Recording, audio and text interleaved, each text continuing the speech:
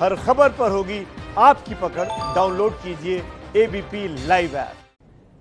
मैं क्षमा चाहती हूं, कुछ टेक्निकल दिक्कत के चलते हम फटाफट खबरें आपको नहीं दिखा पा रहे। एक बड़ी खबर इस समय आ रही है एबीपी रिपोर्टर में, वो आपको बता दें। और वो बड़ी खबर यह है कि सुशांत केस में आज का दिन अहम है, क्योंकि एक तरफ सीबीआई जांच शुरू करने जा रही है और दूसरी तरफ ईडी रिया से पूछताछ करने वाली है। बिल्कुल, और आपको बताएंगे कि सीबीआई जांच की शुरुआत कहां से होगी और आगे किस तरह बढ़ेगी। और बड़ी बात यह है कि ईडी को रिया पूछताछ के लिए, ईडी को इंतजार है कि रिया पूछताछ के आए, लेकिन जिस तरीके से रिया के वकील के बयान आ रहे हैं उससे लगता है कि रिया पूछताछ के लिए आने को ही तैयार नहीं है। बिल्कुल, और सुशांत केस के हर पहलू पर हमारी नजर बनी हुई है। हमारे 3 संवाददाता जुड़े हुए हैं हमारे साथ। जैसा कि आप जानते हैं, एबीपी रिपोर्टर में हमारे रिपोर्टर्स फील्ड में मौजूद हैं। सबसे पहला अपडेट आप तक पहुंचाने के लिए ओम प्रकाश दिल्ली से हमारे साथ जुड़ेंगे और मुंबई के ईडी दफ्तर से मृत्युंजय सिंह और अजय दुबे मौजूद हैं। ओम प्रकाश तिवारी का सबसे पहले मैं रुख कर लेती हूं। ओम प्रकाश, ईडी की जो जांच है वो तो अपनी तरह से आगे बढ़ेगी, लेकिन मैं आपसे ये जानना चाहती हूं कि क्या आज रिया चक्रवर्ती ईडी के सामने पेश होंगी? अभी तक वो किसी भी जांच एजेंसी से मिल नहीं रही है। बिहार पुलिस से तो बिल्कुल नहीं मिली, मुंबई पुलिस से जरूर मिली थी। देखिए शोभना, एबीपी ने अपने दर्शकों तक ये खबर कल ही पहुंचा दी थी कि रिया आज नोटिस वाले दिन ईडी के सामने पेश नहीं होगी। ईडी ने कल स्पष्ट तौर एबीपी न्यूज ने कल स्पष्ट तौर पर अपने दर्शकों को बताया था कि रिया लगातार अपने वकीलों के संपर्क में है और उनके वकीलों ने सलाह दी है कि सुप्रीम कोर्ट का डिसीजन आने तक वो ईडी या किसी भी जांच एजेंसी के सामने पेश ना हो। तो लिहाजा इस बात की रणनीति तो रिया ने पहले ही बना ली थी कि उन्हें ईडी के सामने पेश नहीं होना है, और उसी रणनीति के तहत उनके वकील ने आज ईडी को चिट्ठी दे दी है जिसमें उन्होंने ये कह दिया है कि वो पेश नहीं हो सकती हैं और अब ईडी उनके पत्र का आकलन करने के बाद उन्हें फिर से नोटिस जारी करेगा। शोभना, ठीक है ओम प्रकाश जी, आप बने रहिए साथ में। हमारे सहयोगी मृत्युंजय सिंह बने हुए हैं मुंबई में ईडी ऑफिस से। तो मृत्युंजय, ये रिया जो आंख मिचौली का खेल खेल रही हैं, ईडी से भी बच रही हैं, सीबीआई जांच से भी बच रही हैं, आखिर कब तक बचती रहेंगी?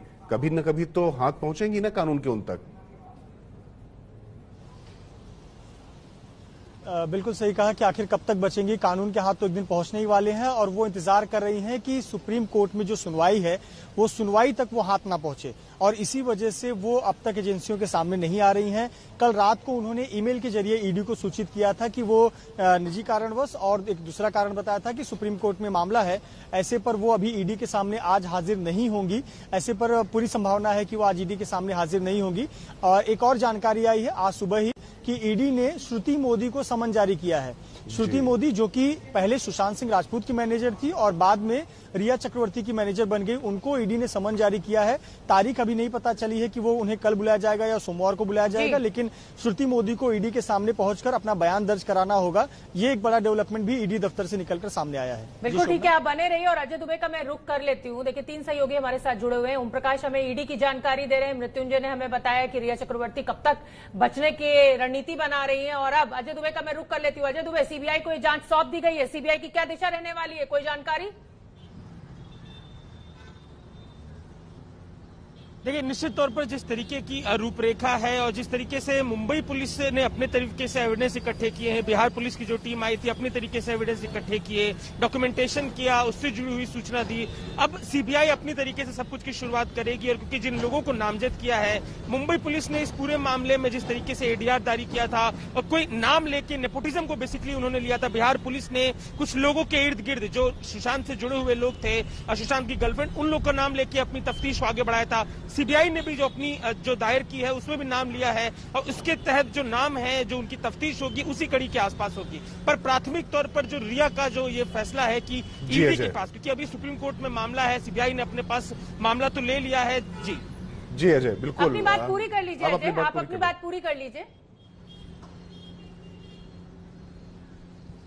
जी बिल्कुल, जिस तरीके से अभी जो स्पष्ट तौर पर प्राथमिक तौर पर जिस चीज पे नजर है वो ईडी के पास आज जाना था इनको, लेकिन ये जिस तरीके से मेल गया, तरीके से सूचना दी गई है रिया के वकील की तरफ से, तो अभी तो ये लोग जा नहीं रहे हैं ईडी के पास। सीबीआई निश्चित तौर पर जब इस मामले में पूरी तैयारी के संग उतरेगी तो जिन लोगों का उन्होंने नाम लिया है, जितने भी सुशांत के इर्द गिर्द के किरदार है, क्योंकि तमाम वो नाम है, तमाम उन नामों का जिन लोगों, जिस तरीके से मुंबई पुलिस को भी बयान दिया है, चाहे वो सुशांत का परिवार हो, चाहे दूसरे लोग हो, बिहार पुलिस को भी बयान दिया और अब ईडी भी उनसे पूछताछ कर रही है। बिल्कुल बिल्कुल, इन्हीं सब जो गूढ़ताएं हैं, जो मामला फंसा हुआ है, इस पर हम रुख करते हैं सीधे ओम प्रकाश तिवारी जी की तरफ। ओम प्रकाश जी, ये बताइए कि जिस तरीके से सीबीआई ने मामला अपने हाथ में ले लिया है, ईडी की जांच का दायरा बढ़ता चला जा रहा है और बिहार पुलिस भी जो 7, 8, 10, 12 लोगों से बात करके आई है वो भी निश्चित तौर पर अपनी फाइंडिंग्स देगी सीबीआई को। तो क्या जो बिहार की पुलिस गई थी मुंबई में, उसकी कुछ जो फाइंडिंग्स है, जो उसकी कुछ सूचनाएं होंगी,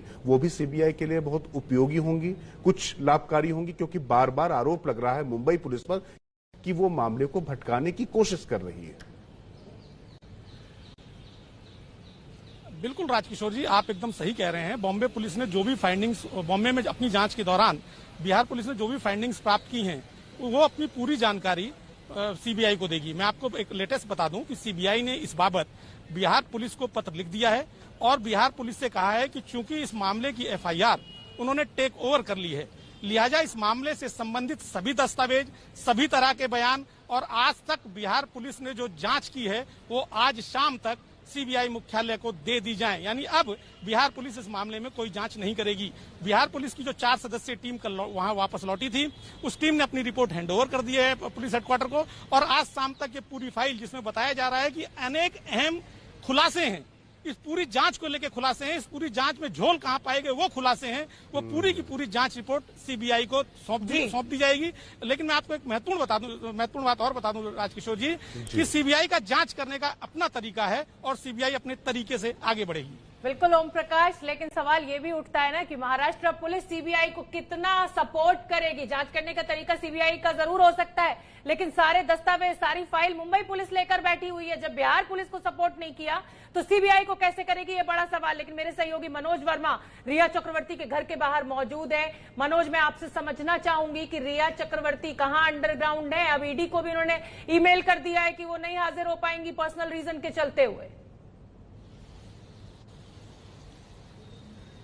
जी बिल्कुल, देखिए इस वक्त हम रिया चक्रवर्ती के घर के बाहर ही मौजूद हैं और ये वो बिल्डिंग है जहां पर रिया चक्रवर्ती रहती हैं। लेकिन अभी जो हमारी यहाँ के गार्ड हैं उनसे बातचीत हुई है, उनका साफ तौर पर यह कहना है कि रिया चक्रवर्ती अपने घर के अंदर मौजूद नहीं है। हालांकि परसों शाम को उनको यहाँ जरूर देखा गया था, लेकिन कल उनको दिन भर यहाँ पर नहीं देखा गया है। तो अभी ये नहीं कहा जा सकता कि रिया चक्रवर्ती इस घर में मौजूद है या नहीं है। लेकिन जो गार्ड कह रहे हैं, गार्ड के मुताबिक वो घर के अंदर मौजूद नहीं है। शायद ऐसा हो सकता है कि रिया चक्रवर्ती अपने किसी रिश्तेदार के या किसी और रिलेटिव के यहाँ पर रह रही हो, लेकिन फिलहाल जो जानकारी मिल रही है उसके मुताबिक वो यहाँ पर मौजूद नहीं है। तो आखिरकार क्यों वो लगातार बचना चाह रही है, क्यों वो जी मनोज, जो बात आप बता रहे हैं, आपने क्या गार्ड से भी बात की है, ये जानने की कोशिश की है कि जब से ये मामला चला है और बिहार पुलिस ने उनके खिलाफ मामला दर्ज कर लिया है, वो तब से गायब हुई हैं इस घर से, या तब से उनका आना जाना यहाँ पर कब आ रही कब जा रही नहीं पता चल पा रहा है, या पहले से ही वो इसी तरीके से यहाँ से गायब होने लग गई थी? और जब से ये मामला सीबीआई की तरफ चला गया तब से क्या आप, जैसे आप बता रहे थे कि परसों वो दिखाई पड़ी, लेकिन क्या उसके बाद इस घर में रुकी है वो, या किस तरीके से उनकी फ्रीक्वेंसी रही है यहाँ पर आने जाने की? जी बिल्कुल, देखिए राजकिशोर, आपको बताना चाहेंगे कि जब से मामला दर्ज हुआ है, मतलब ये जो मामला शुरू हुआ है उसके बाद से ही रिया चक्रवर्ती का इस घर के अंदर रहना कम हो गया है। जो गार्ड है उन्होंने हमें बताया कि वो बीच बीच में जरूर आती हैं, लेकिन वो यहाँ पर नहीं रह रही है, वो कहीं और रह रही हैं। और गार्ड ने हमें ये भी बताया कि परसों शाम को उनको आखिरी बार यहाँ पर इसी घर पे देखा गया था, लेकिन उसके बाद वो नजर नहीं आई हैं और शायद वो यहाँ से निकल चुकी हैं। तो जो जानकारी मिल रही है उसके मुताबिक फिलहाल वो अभी यहाँ पर नहीं है, शायद कहीं और किसी और के घर में है। बिल्कुल ठीक है मनोज, आप बने रहिए हमारे साथ। मृत्युंजय, मैं एक बार फिर आपका रुख करूंगी। सवाल कई खड़े हो रहे हैं मुंबई पुलिस की जांच को लेकर, और एक जो बड़ा सवाल खड़ा हो रहा है वो फॉरेंसिक जांच को लेकर खड़ा हो रहा है कि फॉरेंसिक की जो टीम थी वो बहुत देर बाद पहुंची मौके पर। क्या अब सीबीआई को, क्योंकि ये जांच सौंप दी गई है, मुंबई पुलिस का कवर अप शुरू हो गया है? क्योंकि ये सवाल तो सीबीआई जरूर पूछेगी मुंबई पुलिस से भी।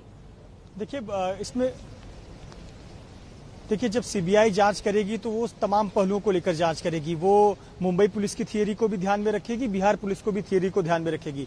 जैसा कि हम दर्शकों को लगातार बताते आए हैं कि मुंबई पुलिस की थियरी शुरुआत के समय में, या अभी भी कहें, उनके जांच का जो दायरा था वो नेपोटिज्म, गैंगिज्म, सुशांत को फिल्में ना मिलना, सुशांत का बॉयकॉट करना, उनको मानसिक त्रास देना, ये तमाम विषय थे। वहीं बिहार पुलिस की अगर बात करें तो उनका एंगल रिया चक्रवर्ती पर फोकस था, पैसे को लेन देन को लेकर फोकस था, और कहीं न कहीं आरोप लगा पैसे गबन करने का, और कहीं न कहीं ब्रीच ऑफ ट्रस्ट का, और परिवार से पुलिस की जांच में जो एक बेसिक दिशा होती है आत्महत्या के मामले में, फॉरेंसिक की टीम तो फौरन पहुंचती है। अननेचुरल डेथ है ये, इस पर क्या जानकारी है आपके पास? देखिए, जो हमें जानकारी जी मुंबई पुलिस ने हमें जो जानकारी दी है, हमने इस सवाल पूछा था, उनका कहना है कि जो प्रोटोकॉल के तहत जो भी ऐसे मामलों में खुदकुशी का मामला हो या मर्डर का मामला हो, एक जांच एजेंसी को जो कुछ करने की जैसी जरूरत पड़ी थी वो मुंबई पुलिस द्वारा किया गया है। इन्वेस्टिगेशन का हिस्सा होने के नाते वो बहुत ज्यादा जानकारी साझा नहीं की गई, लेकिन मुंबई पुलिस का साफ तौर पर कहना है कि बाकायदा पुलिस की टीम के बाद वहां डॉक्टर्स की टीम भी थी, साथ ही साथ क्राइम ब्रांच की टीम अलग से बुलाई गई थी ताकि अन्य पहलुओं को भी ध्यान में दिया जा सके। उसके बाद में सीन भी रिक्रिएट किया गया था, उस कमरे में पूरी सीन रिक्रिएट करके पूरी कहानी समझी गई थी। उनकी बहन को बुलाया गया था, मितू सिंह को कमरे में रखा गया था और वहां उनसे समझा गया था कि आप यहां खड़ी रहकर आपने क्या क्या देखा था और क्या कुछ घटनाक्रम हुआ था। सिद्धार्थ पिठानी को कमरे में खड़ा रखकर पूछा गया था कि आपने क्या कुछ देखा था। मुंबई पुलिस का यह कहना है कि उन्होंने प्रक्रिया के तहत जो एक जरूरी कार्य होता है, चाहे वो एडीआर दर्ज करें चाहे एफआईआर दर्ज करें, प्रक्रिया के तहत तमाम काम किए गए थे। इन्वेस्टिगेशन का हिस्सा होने के नाते उन्होंने बहुत अधिक जानकारी साझा नहीं की। बिल्कुल, हमारे साथ अजय हैं। अजय, मैं आपकी तरफ फिर रुक करूंगा। जो बात प्रक्रिया की हो रही है, दरअसल कई बार जो प्रोसेस या जो प्रक्रियागत चीजें होती हैं, ये मामले को आगे बढ़ाने की बजाय उन्हीं प्रक्रियाओं में फंसा कर रख दिया जाता है। जैसे इसी प्रक्रिया के तहत विनय तिवारी को क्वारंटाइन कर दिया गया था। अब ये कौन सी प्रक्रिया हुई है कि 14 दिन का होम क्वारंटाइन होने के बाद भी, मतलब अगर आपकी प्रक्रिया थी तो आपको नहीं छोड़ना चाहिए था, लेकिन सुप्रीम कोर्ट का ऑब्जर्वेशन आने के बाद जिस तरीके से मुंबई पुलिस की कार्यप्रणाली पर सख्त सवाल खड़े किए गए, उसके बाद से महाराष्ट्र सरकार, महाराष्ट्र पुलिस का वो रुख थोड़ा बदला हुआ है। तो अब सियासत किस तरीके से चल रही है, खासतौर से जब सीबीआई को जांच दी जा चुकी है और सुप्रीम कोर्ट का सख्त ऑब्जर्वेशन आ चुका है? देखिए, बिहार पुलिस के ही पहलू पर बात करें तो जब विनय तिवारी मुंबई पहुंचे हैं और उनको क्वारंटीन किया गया है, एसओपी का हवाला दिया गया है और उस एसओपी में स्पष्ट तौर पर मेंशन है कि कोई अधिकारी अपनी ड्यूटी के लिए आता है तो जो मुंबई का अधिकारी है, जो जगह का अधिकारी है, वो तय कर सकता है उसे काम पर जाने देना है अगर उसे पहले से सूचना मिली है। तो खुद जो डीजीपी गुप्तेश्वर पांडे थे, उन्होंने बताया था कि जो बिहार के जो आईजी थे, उन्होंने फोन किया था और डीसीपी को यहाँ पर सूचित किया था कि विनय तिवारी आ रहे हैं, तो जो प्रोटोकॉल था उसको फॉलो किया गया था। तो स्पष्ट तौर पर जो महाराष्ट्र सरकार की तरफ से एसओपी है उसको अलग किया गया था, उसको नकारा गया था। बीएमसी ने अपनी कार्रवाई की थी और आज जब उन्हें छोड़ा जा रहा है तो नियमों और कायदों को किस तरीके से राजनीतिक हितों को ध्यान में रखकर बदला जाता है, जंप किया जाता है, उसका स्पष्ट तौर पर उदाहरण है। विनय तिवारी की शाम को फ्लाइट है और अभी हम बात कर रहे थे कि सीबीआई को जो बिहार पुलिस है, मुंबई पुलिस अपने डॉक्यूमेंट देगी, तो कल जो यहाँ से बिहार पुलिस की 4 अधिकारियों की टीम गई है, उन्होंने जो पूरा डॉक्यूमेंटेशन किया है, कई दिन वो यहाँ पर रहे, इस दौरान कई लोगों के बयान लिए, जिसमें सुशांत सिंह राजपूत के जिगरी दोस्त जो थे वो थे, परिवार के लोग थे, उनकी एक्स गर्लफ्रेंड भी थी। तो तमाम लोगों की जो बयान लिए गए, जो उसे कलमबद्ध किया है, उन लोगों ने उसके ऊपर एक रिपोर्ट तैयार की है। विनय तिवारी है यहाँ पर, उन्होंने भी कुछ बातचीत की, उन्होंने भी कुछ सूचनाएं एकत्र की है, वो भी अपनी रिपोर्ट तैयार कर रहे हैं। अजय दुबे, मुझे रोकना पड़ रहा है, एक बहुत बड़ी खबर आ रही है और बड़ी खबर यह है कि बिहार के आईपीएस अधिकारी को क्वारंटीन करने पर जो विवाद हुआ, उसके बाद अब बीएमसी ने क्वारंटीन के नए नियम जारी कर दिए। नए नियमों के मुताबिक अब विमान से मुंबई आने वाले यात्रियों को 14 दिन क्वारंटीन में रहना होगा। जो सरकारी अफसर छूट चाहते हैं उन्हें 2 दिन पहले बताना होगा। ओम प्रकाश तिवारी, अब बड़ा सवाल यह उठता है कि बीएमसी ने क्योंकि नए नियम बना दिए हैं, तो क्या अब जब सीबीआई को पूरा मामला ट्रांसफर हो गया है, सीबीआई की टीम जाएगी तो 2 दिन का समय लेना होगा, बताना होगा पहले प्रशासन को। अब क्या जांच में डिले सीबीआई की तरफ से भी होगा फिर? देखिए शोभना, मैं आपको बता दूं, ये जितने भी कयास लग रहे हैं, ये कयास तभी तक लग रहे हैं जब तक सुप्रीम कोर्ट अपना ऑर्डर नहीं दे रहा है।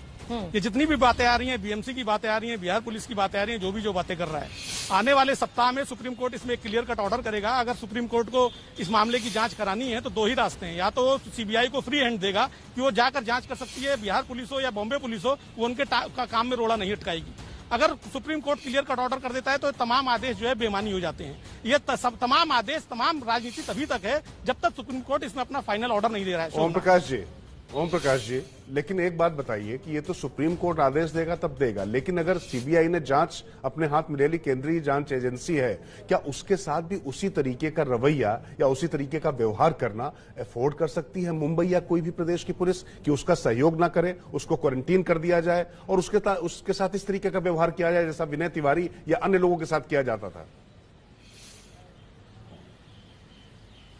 राजकिशोर जी, आप एकदम ठीक कह रहे हैं, इस तरह का व्यवहार नहीं होना चाहिए था। लेकिन जहां तक सीबीआई की बात है, मैं आपको स्पष्ट तौर पे बता दूं कि सीबीआई का अपना एक काम करने का तरीका है।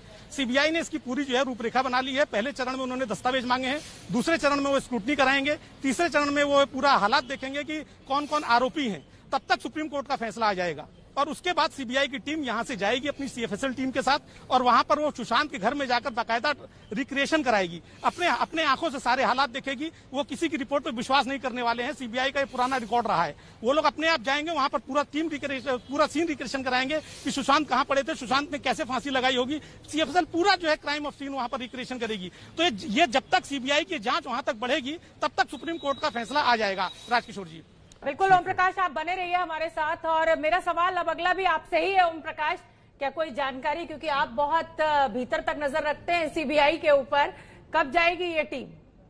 ये सवाल बहुत अहम हो जाता है। देखिए, मैंने आपको शोभना जी बताया कि आज चिट्ठी गई है बिहार पुलिस के पास। बिहार पुलिस से कहा गया है कि वो तमाम दस्तावेज हैंडओवर कर दे। बिहार पुलिस इन तमाम दस्तावेजों को आज शाम तक या कल तक सीबीआई को हैंडओवर कर देगी। इसके बाद सीबीआई इन तमाम चीजों को स्क्रूटनी करेगी, क्या क्या दस्तावेज में, क्या क्या जांच में उन्होंने क्या क्या निकाला है, कौन कौन से दस्तावेज उनके पास कम है। अगर किसी बैंक को चिट्ठी लिखनी है या किसी और एजेंसी को चिट्ठी लिखनी है तो उनसे चिट्ठी लिख के वो दस्तावेज मंगाए जाएंगे और उसके बाद एक लिस्ट तैयार की जाएगी लाइन ऑफ एक्शन की, इस शख्स को पूछताछ के लिए बुलाया जाए। और उसके बाद ये तीनों कार्रवाई पूरी करने के बाद सीबीआई की टीम अपनी सीएफएसएल टीम के साथ बॉम्बे जाएगी और तब तक सुप्रीम कोर्ट का फैसला आ जाएगा। शोभना जी, ठीक है ओम प्रकाश जी, सुप्रीम कोर्ट का फैसला आ जाएगा और उसके बाद तब तक आपके पास पूरी जानकारी भी आ चुकी होगी, हम ऐसी उम्मीद करते हैं। लेकिन जो क्वारंटीन सेंटर है जहां के लिए नियम बना दिया गया था, वहां पर हमारे सहयोगी अजय मौजूद हैं। तो अजय, कुल मिला के बीएमसी ने जो नियम बना दिया है, क्वारंटीन सेंटर बिल्कुल जो है आओ भगत के लिए, जो जांच करने के लिए लोग आएंगे उनके लिए तैयार है पूरी तरीके से, वहां पूरी तैयारियां हैं। क्या लग रहा है आपको? जी देखिए, नियम जो है सुपी का वो पहले से ही है। जब देश में जहाज शुरू किए गए थे उस दौरान ही नियम बनाए गए थे कि कोई आएगा तो 14 दिन होम क्वारंटीन रहना पड़ेगा, हाथ में मुहर लगेगी, सामान्य सा नियम था ये। लेकिन जिस तरीके से अधिकारियों को लेके, क्योंकि तमाम चाहे वो स्वास्थ्य से जुड़े हुए अधिकारी हो, गृह मंत्रालय के अधिकारी हो, मुंबई क्योंकि महत्वपूर्ण जगह है, हर जगह के अधिकारियों का आना जाना, यहाँ के अधिकारियों का भी बाहर जाना, ये लगातार जारी था। पर ये जो विनय तिवारी के लिए घटनाक्रम हुआ है उसके बाद जिस तरीके से जो अपमान हुआ है, जिस तरीके से थू हुई है बीएमसी की, किस तरीके से बीएमसी ने निर्णय लिया, बीएमसी राजनीतिक दबाव में आके जिस तरह से बीएमसी ने निर्णय लिया, उसके बाद अब ये जो नया घटनाक्रम बना है, नया ऑर्डर पास किया गया है, पुरानी बातों को दोहराया गया है, उन्हीं सब बातों को कहा गया है, स्पष्ट किया गया है कि 14 दिन का जो नियम है उसे फॉलो करना पड़ेगा। ठीक है अजय दुबे। ओम प्रकाश का मैं एक बार फिर रुक करूंगी। ओम प्रकाश, बिहार पुलिस दिशा सालियान का नाम भी ले रही है और इन दोनों मामलों को आपस में जुड़ा हुआ बता रही है। आप कह रहे हैं कि सीबीआई ने पूरी रूपरेखा तैयार कर ली है, क्या अपना दायरा बढ़ाते हुए दिशा सालियान मामले को भी कंसीडर कर सकती है सीबीआई? देखिए, सीबीआई जो धाराएं लगी हुई हैं, मैं आपको बता दूं शोभना जी, उसमें 306 शामिल है। आत्महत्या के लिए उकसाने का मामला उसमें शामिल है। इसके अलावा उसमें 420 है। धोखाधड़ी हुई तो किस तरह से हुई, उसके पात्र कौन लोग थे। 306 आखिर उकसाने की कोशिश हुई, कौन था वो शख्स पर्दे के पीछे का। इसके पहले भी हम लोग देख चुके हैं, गोपाल सिंह हांडा के केस में जो गुजरात में सुसाइड की थी, उसने एयर होस्टेस ने गीतिका ने, पर्दे के पीछे रहने वाला शख्स उकसाता है। तो पर्दे के पीछे कौन कौन लोग हैं, सीबीआई उनकी तह तक जाएगी। और अगर उसमें सीबीआई को जरूरत महसूस होगी कि जो सुशांत की पीएस है या जो पीएस रही थी उसकी भी मौत का मामला कहीं ना कहीं जुड़ता है, तो जाहिर सी बात है वो दिशा की मौत की जांच करेंगे। हालांकि दिशा की मौत की जांच करेंगे, लेकिन उस एस्पेक्ट में नहीं कि उसकी मौत मर्डर थी या उसकी मौत जो है वो कोई और एस्पेक्ट थी, लेकिन उसको जोड़ जरूर देंगे अगर वो जरूरत समझेंगे तो। क्योंकि दिशा की मौत का मामला आधिकारिक तौर पर सीबीआई के पास नहीं है, लेकिन सीबीआई अगर जरूरत समझेगी तो इंडिकेशन जरूर कर देगी। जी बिल्कुल ओम प्रकाश जी, मैं सीधे रुक करूंगा मनोज वर्मा, चूंकि रिया चक्रवर्ती के घर के सामने। उससे पहले एक बड़ी खबर आ रही है, उस खबर पर हम चर्चा कर लेते हैं। इस केस से ही जुड़ी हुई, बिहार सरकार ने सुप्रीम कोर्ट में हलफनामा दिया है। इस हलफनामे में कहा गया है कि सीबीआई जांच कर रही है। यह भी कहा गया है कि पैसे के लिए ही सुशांत को मानसिक रोगी करार दिया गया। तो हमारे साथ हमारे विधि संवाददाता निपुण सहगल जुड़े हुए हैं। निपुण, इसका क्या मतलब है, इसका क्या फर्क पड़ने वाला है? देखिए, सुप्रीम कोर्ट में जैसा कि हम जानते हैं कि रिया चक्रवर्ती ने एक याचिका दाखिल कर रखी है कि पटना में जो केस रजिस्टर हुआ था उसको मुंबई ट्रांसफर करने के लिए अब सिचुएशन बदल गई है, स्थितियां बदल गई है और केस ऑलरेडी सीबीआई के पास जा चुका है। फिर भी चूंकि सुप्रीम कोर्ट ने नोटिस जारी किया था और बिहार सरकार को जवाब देना था, सभी पक्षों को जवाब देना था। बिहार सरकार ने जवाब ये दिया है कि हमने जो एफआईआर दर्ज किया उसमें कहीं भी कोई गलती नहीं थी, क्योंकि एक कॉग्निजेबल ऑफेंस, संज्ञेय अपराध की जब जानकारी मिलती है तो पुलिस को एफआईआर करनी पड़ती है। जो मृतक है उसके पिता ने हमें शिकायत दी कि उनकी गाड़ी मेहनत की करोड़ों रुपए की जो कमाई थी उसका गबन किया गया है, उसके साथ धोखाधड़ी की गई है। तो एक एफआईआर हमने दर्ज की और जांच की, और जांच को हम मुंबई पुलिस हमसे जरा भी सहयोग नहीं कर रही थी, लेकिन हमने ये जरूर पाया कि ये जो मामला है इसके तार सिर्फ मुंबई में नहीं बल्कि पूरे देश में जुड़े हुए हैं और बिहार पुलिस जांच नहीं कर पाएगी सही तरीके से। इसलिए हमने सीबीआई की सिफारिश की और सीबीआई ने जांच को अब अपने हाथों में ले लिया है।